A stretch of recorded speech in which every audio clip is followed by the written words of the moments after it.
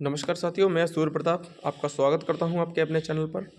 साथियों, इस एक वीडियो के माध्यम से आपके सारे डाउट रेलवे ग्रुप डी से संबंधित सारे डाउट क्लियर होने वाले हैं, जिसमें हम यहां पे पहले बात करेंगे रेलवे ग्रुप डी में वैलिड फॉर्म की संख्या, और फिर बाद में एग्ज़ाम क्रैक कैसे करें इसकी स्ट्रेटजी की पूरी पर बात करेंगे, और इसमें कितने फॉर्म भरे गए हैं, कहाँ पर कितनी वैकेंसी हैं, और ये सारी PDF वगैरह कहाँ पर मिलेंगी।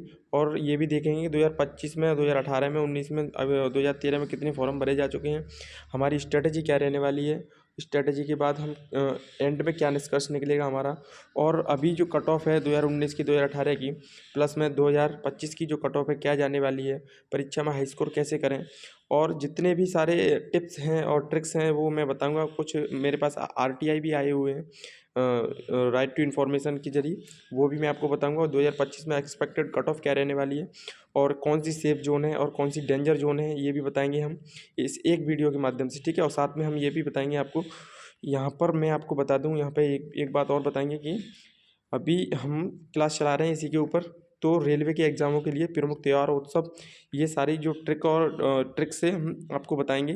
तो ये सारी क्लासेस हमारे चैनल पर डली हुई हैं। सिलेबस क्या रहने वाला है ग्रुप डी का, और कैसे कैसे क्वेश्चन आएंगे, ये सारी चीज़ें बताएंगे। और रेलवे ग्रुप डी में हम मैथ की एक सीरीज़ चला रहे हैं, जिसमें पहली क्लास हमने करा दी है, दूसरी क्लास भी हमने ये करा दी है, इसमें quantity of article, aeroplane concept, ये सारे हमने करा दिए। एक बार जाके ज़रूर ज्वाइन करें। क्यों? क्योंकि इसमें जो हम करा रहे हैं रेलवे का जो मैथ एकदम बेसिक लेवल से करा रहे हैं, एक बार जाके ज़रूर देखें, ठीक है साथियों। रोज़ शाम को 8 साढ़े 8 बजे करीब हम क्लास लेते हैं लाइव, ठीक है साथियों, आप आना ना भूलें। तो हम बात कर लेते हैं यहाँ पे टोटल वैलिड फॉर्म अभी तक रेलवे ग्रुप डी में कितने भरे जा चुके हैं साथियों, ठीक है।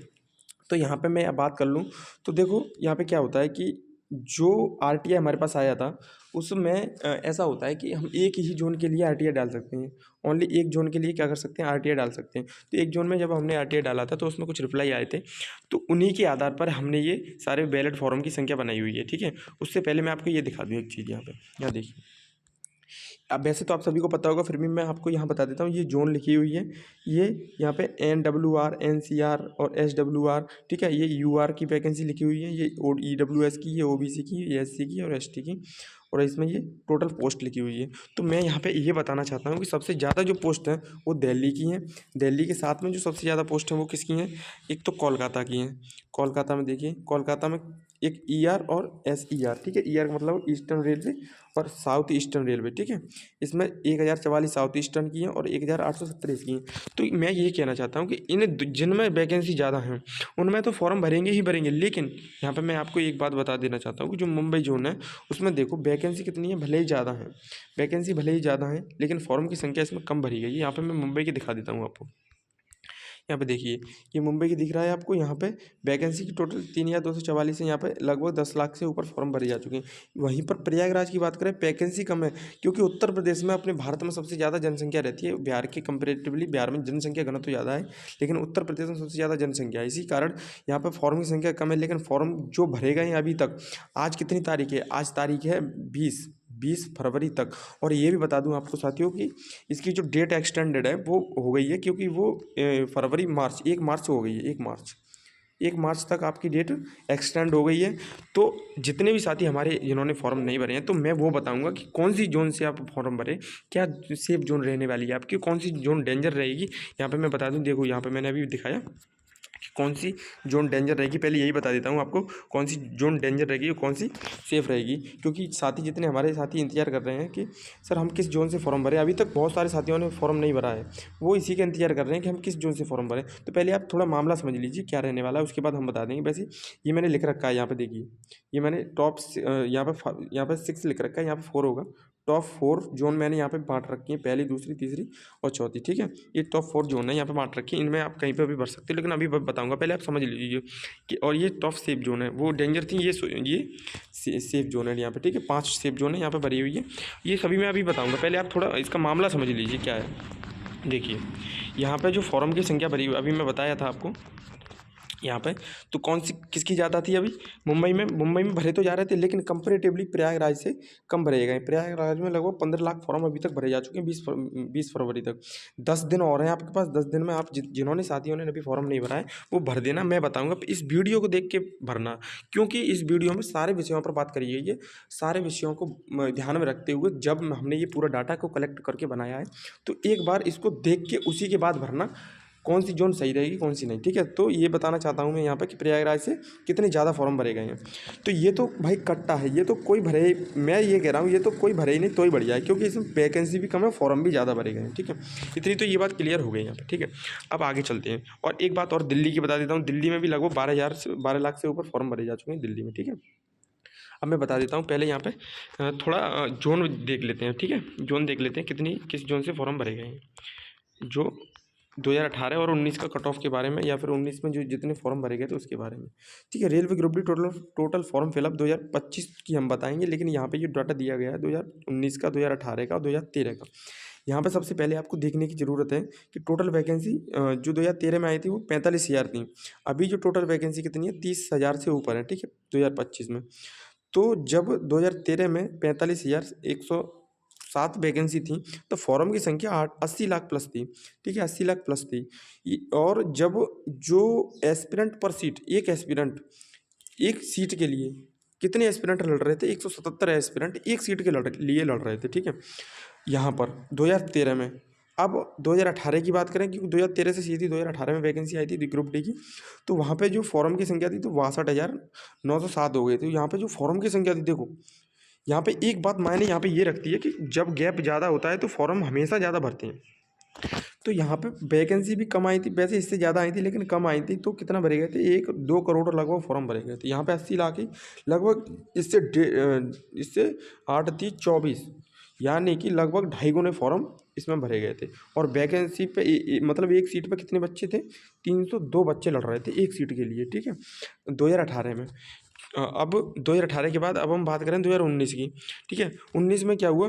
एक तो वैकेंसी भी बढ़ गई, यहाँ मतलब समय कम था, जस्ट अगले साल वैकेंसी आ गई, और प्लस वैकेंसी भी इसमें बढ़ गई। यहाँ 62,000 आई थी और यहाँ पे 10 लाख से ऊपर वैकेंसी बढ़ गई। ठीक है, वो सॉरी 1 लाख वैकेंसी हो गई, 1 लाख करीब 1,37,000, वो 1,03,739।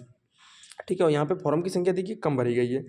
इसीलिए जब फॉर्म की संख्या कम भरी गई है, फॉर्म ज़्यादा है, तो एक सीट के लिए मात्र 110 बच्चे लड़ रहे थे यहाँ पे। ठीक है, इतनी बात आप समझ गए कि इसमें क्या हो रहा है कि जो फॉर्म की संख्या यहाँ पे ज़्यादा भरी गई थी। अब मैं 2025 का डाटा जो मैं बता दूँ 2025 में क्या रहने वाला है।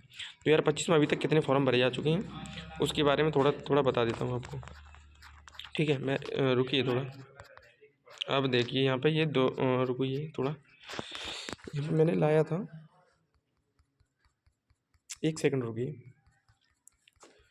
ठीक है, यहाँ पे ये देखिए, ये जो मैंने दिखाया आपको, तो इसमें लगभग जो फॉर्म की संख्या भरी गई है, यहाँ पर लगभग जो फॉर्म की संख्या भरी गई है अभी तक 1 करोड़ 2 लाख तक यहाँ पर फॉर्म भरे जा चुके हैं। ठीक है, 1 करोड़ 2 लाख, 1 करोड़ 1 CR 2 लाख से ऊपर फॉर्म भरे जा चुके हैं। यहाँ पर 20 फरवरी तक अभी 10 दिन और बाकी है। बच्चों ने जिन्होंने फॉर्म नहीं भरे हैं उनके 10 दिन अभी और बाकी है।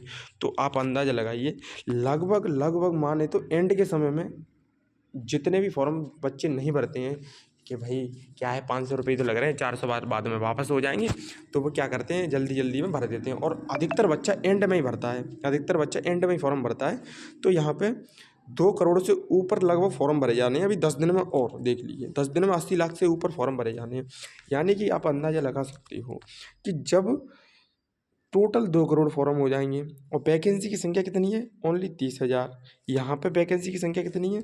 62,000। अब इसकी आधी कर दो, लगभग 30,000। और यहाँ पे भी 2 करोड़ है लगभग फॉर्म। और यहाँ पे तब जो सीट पे कंपटीशन था वो 302 था। अब जो सीट पे कंपटीशन रहने वाला है लगभग इसका डबल रहने वाला है साथियों, क्योंकि यहाँ पे वैकेंसी की संख्या कम है, फॉर्म यहाँ पे इतने भरे गए थे। अब यहाँ पे जो 2025 में जो कंपटीशन रहने वाला है वो 400 से ऊपर बच्चे एक सीट के लिए लड़ेंगे। ये यहाँ पे मैं बता देना चाहता हूँ। इसीलिए आपको बेस्ट जोन भरना बहुत ज़रूरी है। अब मैं बता देता हूँ आपको बेस्ट जोन कौन सी रहने वाली है। देखिए सबसे नीचे चलते हैं। यहाँ पे मैंने पहले डेंजर जोन देख लीजिए, ये है 4 डेंजर जोन। ठीक है, यहाँ पे 4 डेंजर जोन कौन कौन सी है? पहली है पहली है इसमें न्यू दिल्ली, क्योंकि अभी न्यू दिल्ली में बहुत सारे फॉर्म की संख्या बढ़ी गई थी। यहाँ पे जो ये फॉर्म दिख रहे हैं आपको, ये 15 फरवरी तक का डाटा है।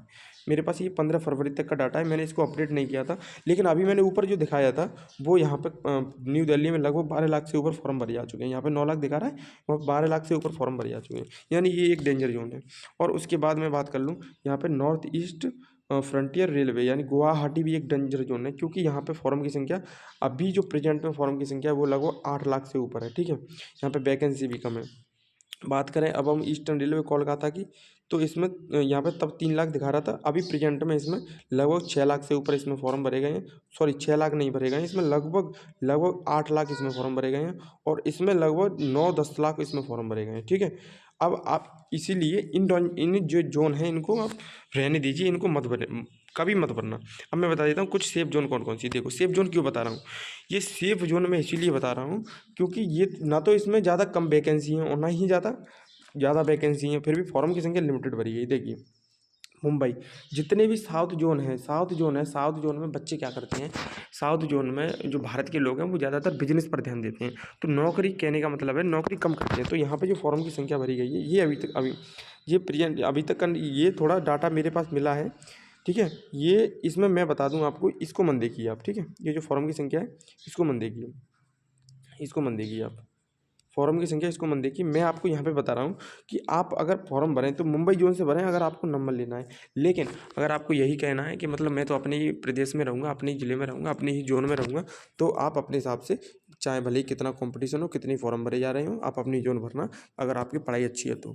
ठीक है, फिर दूसरे नंबर पर आप मुंबई सेंट्रल रेलवे भर देना, सेफ जोन में बता रहा हूँ अभी जो बच्चे भरेंगे उसमें। ठीक है, और साउथर्न रेलवे चेन्नई भर देना।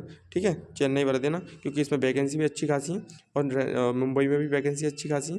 ठीक है, प्रयागराज से कम फॉर्म भरे गए हैं मुंबई में, इसीलिए मुंबई को मैं सेफ जोन बता रहा हूँ। ठीक है, और साउथ सेंट्रल रेलवे में वैकेंसी कम है, लेकिन फॉर्म भी इसमें कम भरे गए हैं। ठीक है, और ये 5वीं बात कर लें तो इसमें 5वां है साउथ ईस्टर्न बिलासपुर से भी आप भर सकते हैं। ठीक है, इसमें भी बहुत कम वैकेंसी है और बहुत कम फॉर्म भरे गए हैं। ठीक साथियों, इतना आपको कंप्लीट हो गया।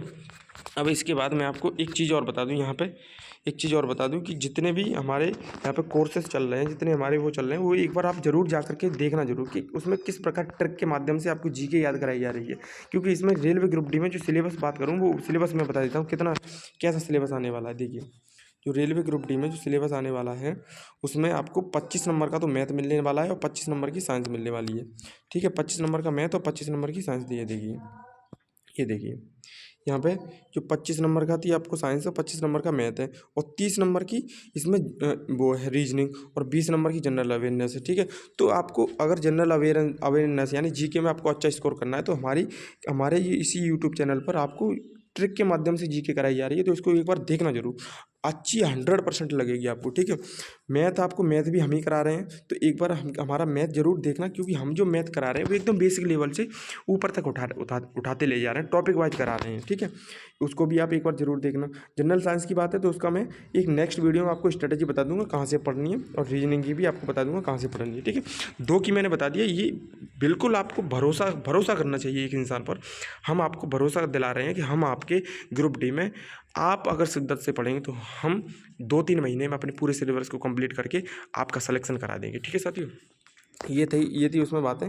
कंप्यूटर बेस्ड टेस्ट था इसमें, और इसमें क्या है, यहाँ पे मैं, हाँ, ये देखिए मैथमेटिक्स में ये सारा सिलेबस है, आप देख सकते हो, ये सारा मैथमेटिक्स में हम पढ़ रहे हैं। इसमें हमने अभी स्टार्ट कर दिया क्या, प्रॉफिट और लॉस, यहाँ पे कहाँ है, प्रॉफिट और लॉस, ये स्टार्ट कर दिया। इसकी 2 क्लास हो चुकी हैं साथियों। अब नेक्स्ट क्लास के लिए आप तैयार रहें, तीसरी क्लास आने वाली है। ठीक है, रोज़ शाम 8 बजे आती है। ठीक है, प्रॉफिट और लॉस की आज हमने स्टार्ट कर दी, आज क्या 2 दिन पहले ही स्टार्ट कर दी। पूरा सिलेबस इसी के आधार पर कराएंगे। ठीक है, और रही बात जनरल इंटेलिजेंस रीजनिंग की, वो भी इसमें देख सकते हो आप, ये सारी रीजनिंग है।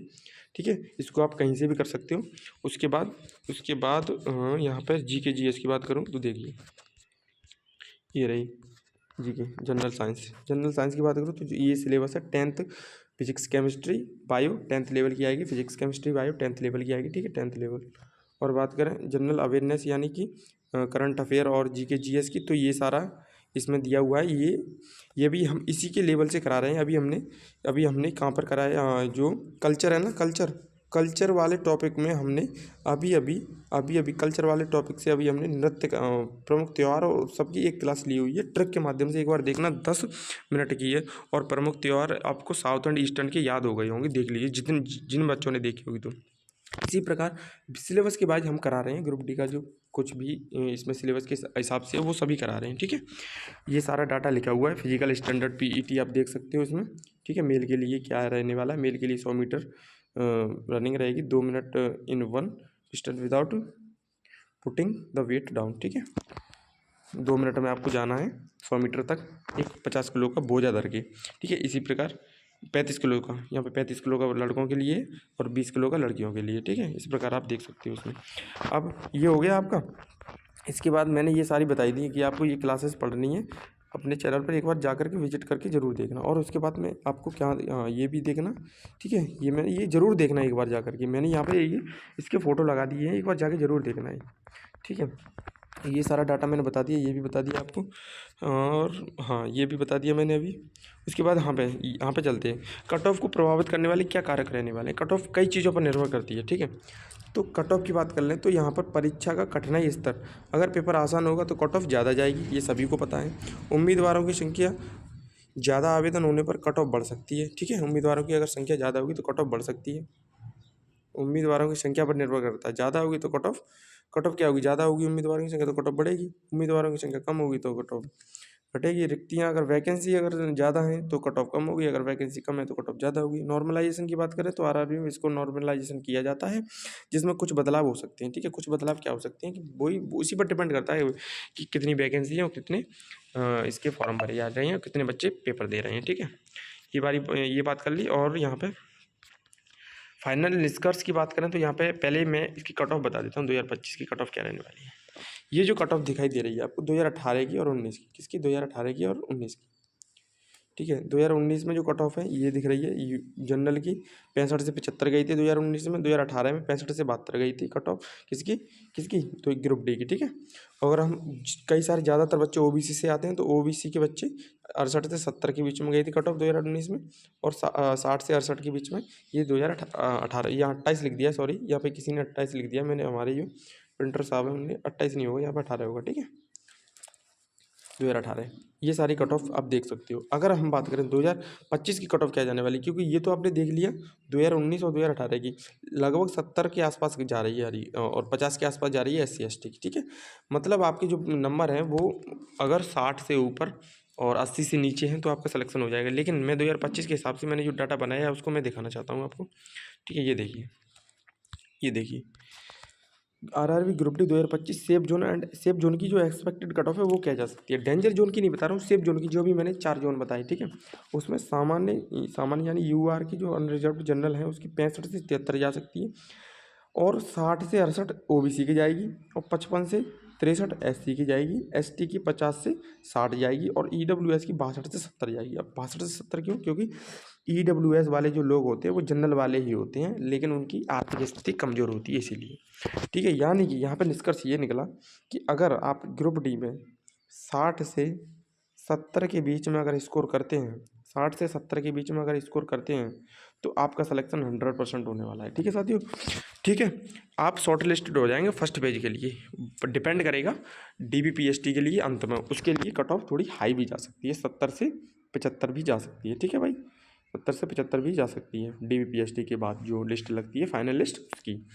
यानी कि हमने जो बताई है, जो पहली की जो कट ऑफ बताई है वो किसकी बताई है, यानी शॉर्ट लिस्टेड की कट ऑफ है ये, और ये DBPST की कट ऑफ है 70 से 75, शॉर्ट लिस्टेड की है ये 60 से 70, ठीक है भाई। इसके बाद ये हमने बता दी 2025 की जोन की कट ऑफ क्या रहने वाली है। उसके बाद डेंजर जोन बता दी हमने आपको, सेफ जोन बता दी, और उसके बाद हम RTI बता दें। तो ये RTI आप देख लेना, जो मैंने बताया वही इसमें वो है जो मिलेगा, ठीक है। अब निष्कर्ष की बात करें, पहले इसका पॉइंट देख लेते हैं। हाँ ये वाला पॉइंट अभी रह गया हमारे पास, ये 2 पॉइंट और रह गए, इनको देख लीजिए। परीक्षा में हाई स्कोर करने के लिए क्या ज़रूरी टिप्स हैं, ये जो मेन टिप्स है ये बता देता हूँ आपको, क्योंकि थंबनेल पर आपने देखा होगा कि स्कोर कैसे बढ़ाएं अपना और किस तरीके से अपने एग्ज़ाम को दो जिससे हम ग्रुप डी में हम सेलेक्ट हो जाएं। तो क्या करना है, टाइम मैनेजमेंट करो पहले। रोज़ 6 से 8 घंटे पढ़ाई करें और मॉक टेस्ट दें, ठीक है, मॉक टेस्ट दें और रोज़ से 6 से 8 घंटे पढ़ाई करें। ग्रुप डी में सिलेक्शन लेना चाहते हो तो 8 से आपको 10 घंटे भी जिन्होंने नहीं पढ़ा है वो उनको 8 से 10 घंटे पढ़ना पड़ेगा अगर सिलेक्शन लेना चाहते हो, क्योंकि जिनने नहीं पढ़ा है वो पढ़ाई भी ज़्यादा करनी पड़ेगी उनको, ठीक है। टाइम मैनेजमेंट करें सही से, अपना एक टाइम टेबल की एक लिस्ट बनाएं, उसको चिपका लें जहाँ पर भी आप शाम को या दिन में कहीं जब भी पढ़ें, ठीक है। उसके बाद महत्वपूर्ण विषयों पर फोकस करें, कौन से गणित, रीजनिंग, सामान्य विज्ञान यानी साइंस और करंट अफेयर या फिर जीके जीएस, ठीक है। इन सभी पर आपको फोकस करना है, सबसे ज़्यादा फोकस करना है उसको आपको गणित पर और साइंस पर। गणित पर फोकस करना है सबसे ज़्यादा गणित पर क्यों करना है, क्योंकि इसमें 25 मार्क्स हैं गणित के और सामान्य विज्ञान इसके 25 मार्क्स हैं। और रीजनिंग तो आसान आती है साथियों, अगर आप थोड़ा भी पढ़ेंगे, थोड़ी एक क्लास रोज़ लेते रहेंगे, रीजनिंग आपकी क्लियर हो जाएगी, ठीक है। और रही बात जीके जीएस की, तो जीके जीएस क्या होती है, इसमें बहुत सारे चीज़ें आ जाती है। तो क्या होता है कि जितना भी आप पढ़ लो, कितना भी पढ़ लो आप, क्या होता है कि इसमें मार्क्स जितने आने होते हैं उतने ही आएंगे, क्योंकि बहुत सारा ब्रॉड कॉन्सेप्ट होता है, बहुत सारा इसमें पढ़ना पड़ता है। लेकिन जो हमें इसमें अगर जीके कितना हमने इसमें पढ़ लिया तो अच्छा स्कोर इनमें आ जाएगा, गणित, विज्ञान और रीजनिंग में। लेकिन करंट अफेयर और जीके जीएस में नहीं आता है, ठीक है, क्योंकि बच्चे को एकदम हाई लेवल की तैयारी करनी पड़ती है, तब जीके में अच्छा स्कोर कर पाते हैं। अब मॉक टेस्ट और प्रीवियस ईयर पेपर जरूर लगाएं, ये पॉइंट बहुत अच्छे वाले हैं, इनको ज़रूर देखना। मॉक टेस्ट और प्रीवियस ईयर पेपर सॉल्व जरूर करें, ठीक है। ये इंपॉर्टेंट बात है, क्योंकि बच्चे को अगर मॉक टेस्ट की आदत हो जाती है तो क्या होता है कि परीक्षा में अच्छा स्कोर करने का उसका टाइम का जो मैनेजमेंट होता है वो बन जाता है, ठीक है। इसीलिए आपको मॉक टेस्ट देना चाहिए, ठीक है। और प्रीवियस ईयर के पेपर इसलिए सॉल्व करने चाहिए क्योंकि हमें पता चल जाता है कि पिछली बार कैसे पेपर आए थे, उसके आधार पे अब जो कैसे क्वेश्चन आने वाले हैं, ठीक है। अब हम चलते हैं एक और पॉइंट में, क्या और जो परीक्षा का पैटर्न अभी मैंने बता दिया। 25 प्रश्न आएंगे साइंस के, 25 आएंगे मैथ के और 20 आएंगे जीके के और 30 आएंगे साइंस के, ठीक है, ये बता दिया मैंने अभी। और इससे आपको परीक्षा पैटर्न में समय प्रबंधन समझ में आएगा, ठीक है, जो मैनेजमेंट किया था अभी हमने। आसान प्रश्न पहले करें, देखो यहाँ पे ये जो पॉइंट लिखा है मैंने, आसान प्रश्न पहले न करें, पहले आसान प्रश्न नहीं करें, यहाँ पे ये पॉइंट मैंने लिखा है, ये गलत है। क्यों आसान ना करें, क्योंकि अगर आप आसान प्रश्न को पहले करने लग गए, तो जब भी हम कोई काम को पहले करते हैं तो धीरे धीरे ही करते हैं पहले काम को। अगर हम जब भी करते हैं तो धीरे धीरे ही करते हैं, यानी इसमें टाइम ज़्यादा लग जाएगा। यानी कि मॉडरेट लेवल, यानी कि आप मैथ पहले करें, ठीक है, मैथ को पहले करें, उसके बाद आप रीजनिंग को करें, ठीक है, उसके बाद आप रीजनिंग को करने के बाद आप करें साइंस को, उसके बाद जीके जीएस को करें। क्योंकि जीके जीएस में क्या होता है, अगर हमारे पास लास्ट में 5 मिनट भी बच रही हैं तो उसमें हम जो आ रहा है हमको वो टिक करके जल्दी निकल लेंगे वहाँ से, ठीक है। ये करना होता है। इस प्रकार जो मैंने बताया, पहले मैथ करो, फिर उसके बाद क्या करो, मैथ के बाद रीजनिंग करो, रीजनिंग के बाद साइंस करो, ठीक है, साइंस के बाद फिर जीके जीएस करो, ठीक है, उस प्रकार करना है आपको। अब नेगेटिव मार्किंग की बात करें तो 1/3 इसमें नेगेटिव मार्किंग होती है और नकारात्मक अंक केवल उन्हीं प्रश्न के उत्तर दें जिन्हें जवाब आपको आता है, ठीक है। और तुक्के भी लगाने हैं तो 2 से 3 तुक्के लगाएं, ज़्यादा ना लगाएं, या फिर 5 लगा सकते हो ज़्यादा से ज़्यादा अगर सिलेक्शन पाना है तो। एंड में जो निष्कर्ष निकला वो क्या है, अगर आप 70+ स्कोर करते हैं तो आपका सिलेक्शन लगभग तय हो सकता है, जो अभी मैंने बताया, 70 से 75, 100%। अपनी तैयारी को मजबूत करें और रोजाना मॉक टेस्ट दें। मॉक टेस्ट की मैं बार बार क्यों कह रहा हूँ, मॉक टेस्ट क्योंकि बहुत इंपॉर्टेंट है, क्योंकि आपका टाइम का मैनेजमेंट है वो बन जाता है उससे, ठीक है। इतनी बात कंप्लीट हो गई, ये आरटीआई मैंने बता दिया, ये भी मैंने बता दिया। कुल मिला के हमने सारे विषयों पर बात कर ली और कंप्लीट विषयों पर बात करने के बाद हमने एक निष्कर्ष और निकाला। यहाँ पे मैं बता देता हूँ कि जो आपको जो PDF मिलने वाली है, इसकी PDF आपको टेलीग्राम चैनल पर मिल जाएगी, जो डिस्क्रिप्शन में आपको लिंक दी हुई है, ठीक है, उससे ज्वाइन कर लेना आप। इतनी ही रही हमारी बातें, और इस स्ट्रेटजी और इस डाटा पर आप फॉलो करेंगे तो आपका सिलेक्शन 100% होने वाला है साथियों, ठीक है। कोई दिक्कत की बात नहीं है, हमसे जुड़े रहें। ऐसी जानकारी के लिए इस चैनल को सब्सक्राइब कर लें, लाइक करें, शेयर करें और कमेंट जरूर करें, जो भी आपको पसंद है और जो आप कहना चाहते हो, ठीक है भाई, ठीक है। जय हिंद, मिलते हैं अगले वीडियो में। जय हिंद, जय भारत।